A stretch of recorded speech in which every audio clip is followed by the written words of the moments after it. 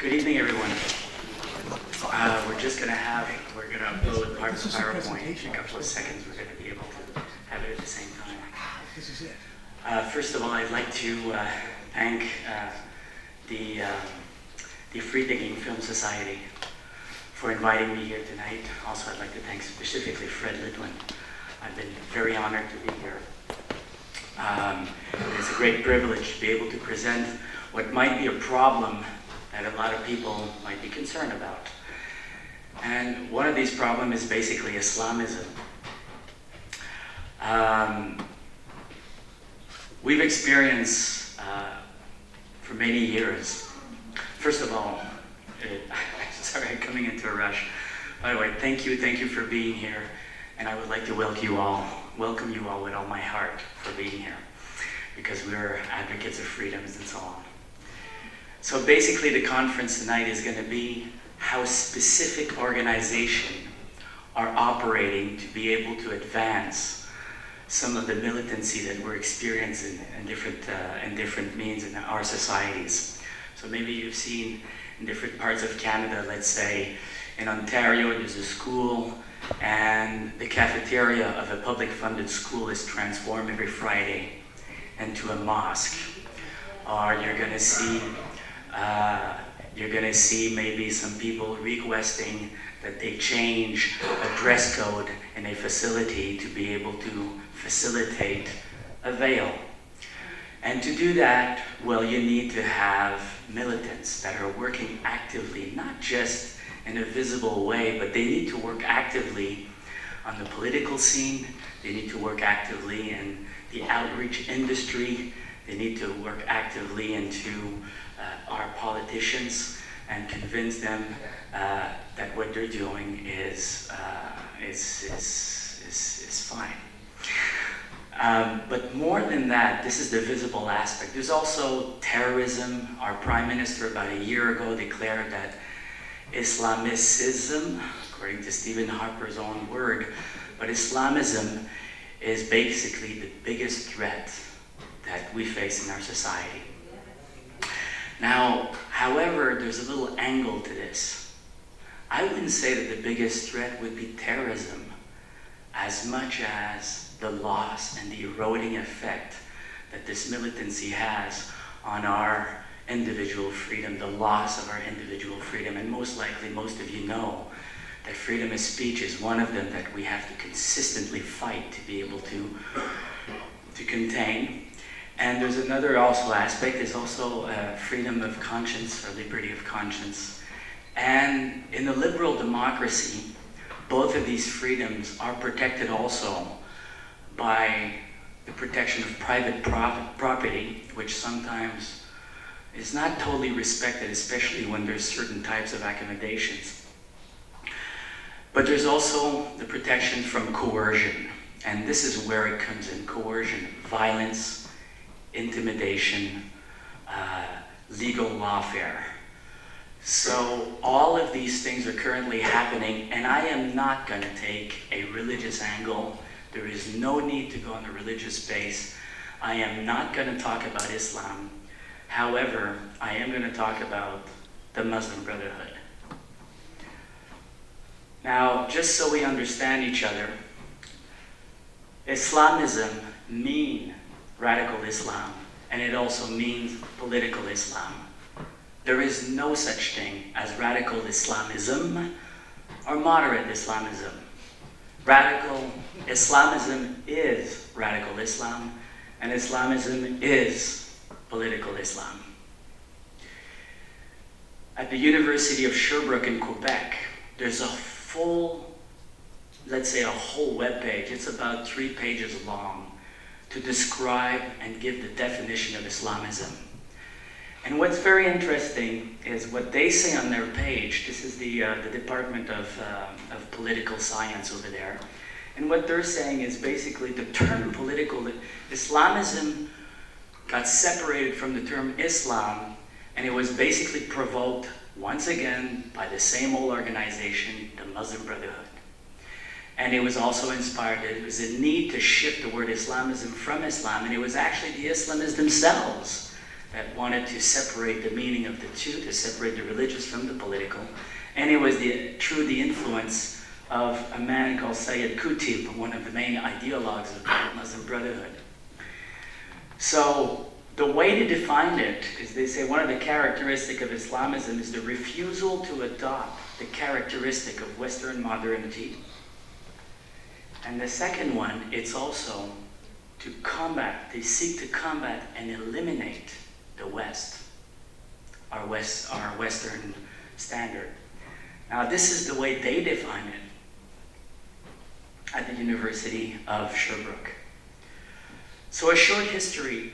I'm going to talk about the Muslim Brotherhood, how they operate in Canada, but I just want to make sure that we're all on the same page about the Muslim Brotherhood. We've heard, most likely, many of us have heard in the last 2 years, let's say 2 years, the Arab Spring, and let's call it now the post-Arab Spring situation since the election of Muslim Brotherhood operative Muslim parties or leadership or representation. And you might be surprised to hear, but in Morocco, the elected official there, the prime minister, is actually under the influence of the Muslim Brotherhood. And then there's Tunisia, and there's Egypt. Now there's other areas where the Muslim Brotherhood are taking a hold, of course, in Yemen, Sudan, Syria. Basically, the opposition in Syria is basically run and influenced by the Muslim Brotherhood. So the Muslim Brotherhood are all over the place. And they're actually now creating problems from those who have been funding them for many years, the countries of the Gulf state. All of them, apart from Qatar, are actually now very, very wary and uncomfortable by the advances of the Muslim Brotherhood and the power they're gaining in the environment. So, just to give you a little bit of a backdrop, of a snapshot of what the Muslim Brotherhood are, the founder of the Muslim Brotherhood was Hassan al-Banna. And in 1928, prior to 1928, the movement was mainly religious. And in 1928, basically that's when the organization, the movement, shifted from a religious group of very, very devout religious people into a political formation. And after those years, the Muslim Brotherhood membership increased by leaps and bounds, hundreds of thousands of people. We weren't 8 billion people in those days, so you gotta imagine, proportionately speaking, how much was that in those days. So they really grew by leaps and bounds, hundreds of thousands of people. Hassan al-Banna was going all over the place, and according to the grandson of Hassan al-Banna's, Tariq Ramadan, he gave about 5,000 conferences and speeches all over the world, all over Egypt. And the backdrop of when all this was happening was basically two main situations. The first one was there was a movement of decolonization all around the world, and of course Egypt was not, it was definitely, they had a very strong British presence there. And there was, in Europe, 3 main movement totalitarian regimes. So you had the fascist in Italy, you had the Nazi rising with Hitler's getting elected in 1933, and I will repeat that, he got elected. And you had Stalin and the Soviet Union that was well established. Actually, I will go back. Yeah. Then what Hassan al-Banna did, he drafted in 1933 a 50-point manifesto, and I will get into that a little later. And this 50-point manifesto was given to a bunch of leaders in 1948-49 to be able to bring a plan, if you want, of how a state should be run. Sorry, I have a little bit of problem with my throat. So, and right after this was rejected, the president of Egypt at the time, Pasha, was assassinated. And right after he was assassinated, the New York Times described who the Muslim Brotherhood were in those terms. This was in 1949. It was a political movement with mystic and fascist overtone and its supporters were basically described as fanatics. This was the New York Times at the time. So let's talk about the 50-point manifesto.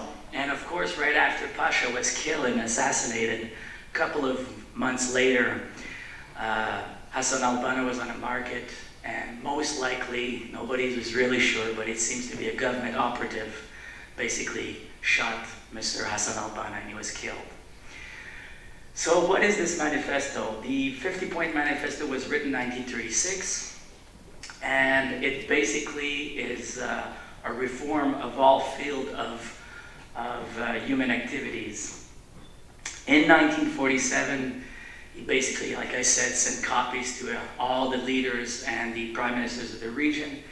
Now, what's interesting is, on the official website, or if you want, on the website of the Muslim Brotherhood, Ikhwan Web, Ikhwan meaning the brothers, in 2007, which was basically yesterday, they republished the 50-point manifesto. And they wrote, in the end, let's pray Allah that Hassan al-Banna's ideas, you want to have it that way, will be fulfilled. So what does it say? It promotes a single-party system, censorship of theater, movies, dancing halls, segregation between men and women, segregation between religious groups. Also in schools, separation in the way they're teaching to women differently than the way they're teaching to boys. There was also the establishment, replacement of the Constitution by Sharia, then instill the spirit of jihad into the heart of the youth, and having youth camps just like, a little bit like Hitler and Mussolini had, and a dress code, an obligated dress code imposed on the entire population, and to make sure that people would respect that. A morality police, if you want people calling the religious police, or if you want vice police or brigades to be implemented to make sure that people will dress properly, and to make sure that people don't eat during the fast of Ramadan, and so on and so forth. So you have these vice police, these morality police in Iran. Maybe many of